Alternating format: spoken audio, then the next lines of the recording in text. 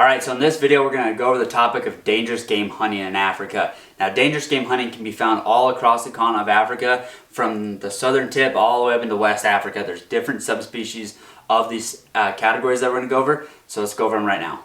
Alright, so first off on the dangerous game list, we're going to talk about the Cape buffalo. The Cape buffalo is the most commonly hunted dangerous game animal across the continent of Africa. It's found from southern Africa all the way up into Tanzania.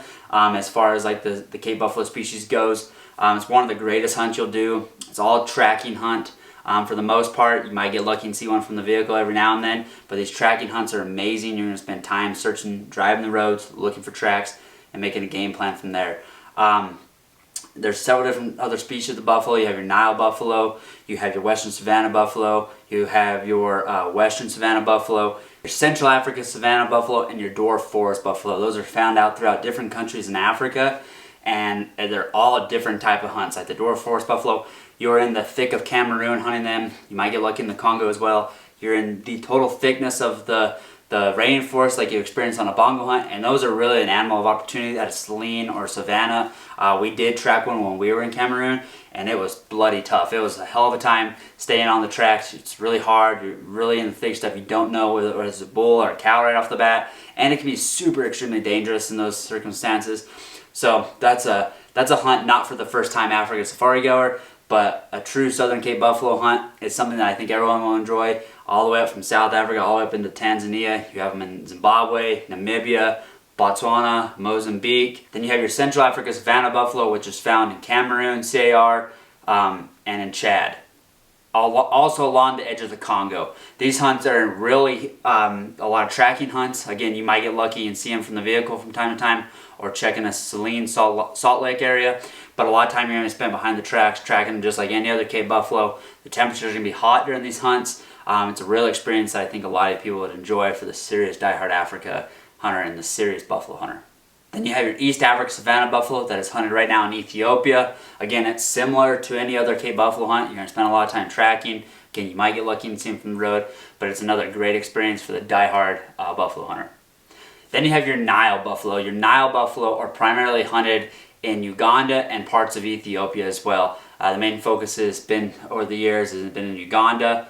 And this is a great hunt. You see a lot of YouTube videos on it. It looks like a fantastic time. These buffalo they're not quite like the Cape buffalo. Some areas you can see they're kind of a little crossbreeding and interbreeding and stuff. But a true Nile buffalo, it's almost like they come more flat out. They don't have the drop that a normal Cape buffalo does. It's more of a flat, flared out horn. And that's how you kind of can tell the difference between a Cape buffalo and Nile buffalo, especially in those areas where you see some crossbreeding going on. There has been some great Nile buffalo taken in the past few years, and there's several safaris that you can go on and do where you can take up to 3 different bulls, and it sounds like a great time in a safari that I look to do here in the near future. Finally, we have our West Africa Savannah buffalo. Now, these buffalo are spread out a lot across Western Africa, and a lot of spots you cannot hunt. So I'm going to only focus on the places that you can hunt them and can recently have hunted them. There's some areas that are up and down and kind of in turmoil right now, but hopefully they reopen in the near future.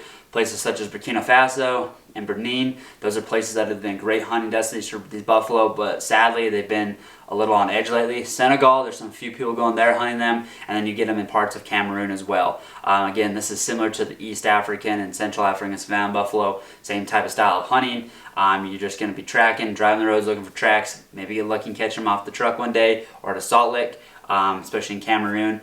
But again, these are hunts. These aren't first-time safari hunts. These are hunts for the dedicated African hunter and the person that's in pursuit of looking for all these different species of buffalo and the adventure that they're going to take you on across a multitude of different countries. Cape buffalo hunting is one of the funnest things you can ever do, one of the funnest things I've ever done, and something that I could go back and do time and time again. So it's not like you ever get tired of hunting the buffalo species of Africa. Next up, we're going to talk about rhinos. There's 2 separate types of rhinos. You got your hooked-lipped rhino, which is the black rhino, and you got your square-lipped, which is the white rhino. There's 2 different types of safaris that have been happening over the years for them, between actual harvesting rhino and darting a rhino. There's a bunch of controversy going on with the darted rhino stuff at the moment. So make sure when you're booking a hunt with an outfitter that it's legitimate on the up and up and things are squared away on that. We won't dive into detail on that during this video. I just want to cover the dangerous game species of Africa, and those 2 species are huntable right now in Namibia and South Africa. Next up, we're going to go into hunting elephants. Elephant hunting is done on foot. It's one of the hardest hunts you can do in Africa. It's a lot of time tracking, spent behind the trackers, searching, looking for the proper track. You know, your days are going to start out just like Cape buffalo hunting. You're going to be driving the road, looking for tracks, hoping to find a track that's big, worn down. They're going to be looking for specific marks on the track to where you can tell the age, the imprint of it, the size of the track. They'll probably pull out a tape measure and measure it before you head out after the trap, because you can spend hours and even days tracking one bull and get on without taking the proper preparation ahead of time and end up being a really younger bull or something not worth, you know, taking your time on. Elephant hunting is a great experience. It's there's far more to it than just the taking of the elephant. We'll dive into a whole nother video on that, but I'm just going to cover the basic tops of this.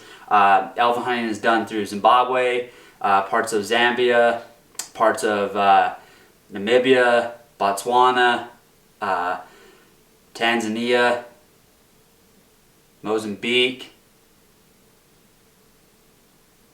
South Africa. I'm trying to think if I forgot any parts of it. So import permits vary. You know, it's vary on times. Sometimes there's import permits coming from different countries and not allowed in other countries. But for right now, the vast majority of countries that you can hunt elephant are allowing import permits. It just takes the proper paperwork and the due diligence that way. There has been tuskless elephant permits issued in the past throughout Zimbabwe and countries like that, or problem control PAC elephants, which none of that you can bring back with you, but you can get it at a substantially lower rate. Those are problem control elephants that you go and hunt on probably short notice, or it's added to a safari while you're there, of crop raiding elephants that are destroying farmland, agricultural land, and stuff like that. So next up, we're going to talk about lion hunting. Lion hunting is an experience that I can't. It's just something you can't tell somebody. There's a couple different safari types for it. We're only going to cover a few of them. There's some controversial stuff in South Africa. There's a few areas in South Africa that have joined national parks that you're allowed to hunt them at. That's free range, and you are tracking them without bait. There's no bait allowed, so it's all 100% track, which is really cool. Then there's other spots in South Africa where you're hunting them in private reserves, private areas that are fenced, and you're doing a lot of tracking there. Throughout wild Africa, such as Zimbabwe, Tanzania, Zambia, you're going to be sitting baits for those lions, and you could get lucky and find one driving down the road one day. Like when we did my first lion, we were driving to a bait and actually stumbled across the track and tracked it into the bait, which was really cool that way. But there's a few different ways that they can go about it. These permits are limited. These areas are really controlled for the hunting, and you're going to be hunting old cats. If you're with the proper outfitter, you're going to be looking for the cat that has a black nose. You know, it doesn't go off main size. You're looking at age. And a lot of these great outfitters are going to have a lot of information gathered in their areas and on their cats to know which cats are old enough, so on and so forth. And we'll dive into another whole separate video about picking an old cat and what's the logistics behind that, but I'm just covering the dangerous game throughout Africa right now. Next up, we have leopard hunting. Leopard hunting is another unexplainable experience for the houndsmen, the pure cat hunters here in North America. You guys kind of understand it. They do, however, offer some houndsman hunts for cats throughout Zimbabwe and some other areas that have been talked about, like such as Botswana before. I'm not sure right now if that's open or legal at the moment, so don't quote me on this current video. Like I said, rules are always changing in Africa. Every year something changes, every month something changes between U.S. Fish and Wildlife societies. Just make sure when you're going you have your ducks in a row and you plan properly. But leopard hunting is not happening right now in South Africa, but you can do leopards in Namibia, Zimbabwe, Zambia, Tanzania, Mozambique, and I believe Botswana still as well. Those are great hunts, great opportunities for you guys to go out and have an experience of a lifetime and get another part of the Big Five. Alright, we're going to talk about the aquatics next, which is hippo and crocs. Now, this might be the most important shot you do in your safari career. Obviously, you don't want to wound a leopard, wound a lion, wound a buffalo, or an elephant. But these shots are going to be your most important shots. And we'll dive into shot placement on a whole separate video. But these shots can be an expensive splash or a great success. You're shooting at a very small target. You're always going to be doing brain shots on these animals. Most of the time they're going to be in water or next to the water, to where if something goes wrong, they're in the river and gone forever. There's hippo hunts that are done on dry land, which is a very exciting hunt. We've done a few.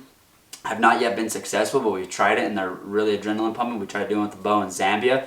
It's a great experience. You get next to the river and you walk the channels going into the mainland, and you're pretty much getting between the hippo and his water, and he knows that's his safety, so it becomes a very dangerous circumstance that could happen. It's a great hunt.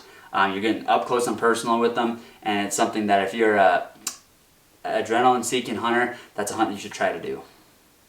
Crocodile, you're going to be doing a lot of sitting over bait. You might get lucky like I did in Namibia. We just kind of walked the channel because we knew where a croc was, that we'd been kind of, the PH had eyed out before, and we just kind of walked the edge of the channel in the trees, spotted the croc, got in position, made a shot that way. But most of the time it's traditionally done over bait. You're going to have a hippo leg or a zebra leg staked out on the bank in a spot that you know there's some big crocs at, and be waiting for one to feed in and be able to take your shot that way. So that covers the dangerous game hunting in Africa as just a whole species. We'll dive further in later on each and every one of those species, shot placement, hunt types, areas. I just want to give you guys a broad spectrum of what dangerous game consists of in Africa.